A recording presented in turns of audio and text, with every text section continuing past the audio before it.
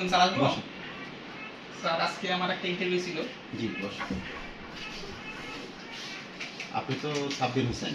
হ্যাঁ স্যার, সাব্বির হোসেন। আচ্ছা, আমরা মূল প্রসঙ্গে আসি। আপনাকে অনেকক্ষণ ওয়েট করতে হয়েছে। তা আপনি এত পেশার মধ্যে মার্কেটিং পেশাটা পছন্দে নিয়ে আসলেন কেন, বা আপনার চুজের তালিকায় প্রথম কেন? স্যার আমি ছোটবেলা থেকে একটু অলস ছিলাম, তো আমি সবসময় সহজ কাজগুলোকে নিজে বেছে নিয়েছি কাজ করার জন্য। তো আমার কাছে মনে হয়েছে পৃথিবীর সব থেকে সহজ কাজ হচ্ছে মার্কেটিং এর কাজ। মাত্র শুধুমাত্র বলে বলে প্রোডাক্ট বিক্রি করা, স্যার নেন আর প্রোডাক্টগুলো বিক্রি করে দেওয়া। Good idea. আচ্ছা, আপনি এর আগে কতগুলো ইন্টারভিউ দিয়েছেন, বা এর আপনার জব এক্সপিরিয়েন্স সম্পর্কে এখানে আমাকে কিছু মেনশন করা আছে, একটু স্যার বলবেন?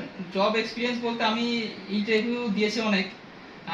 মাঝখানে আমি কিছু হিসাব রাখছিলাম, 55-56টা হবে, পরে আমি হিসাব রাখা বাদ দিয়েছি। আপনি আমি হয়তো আপনাকে স্যার 100টা হবে। গুড।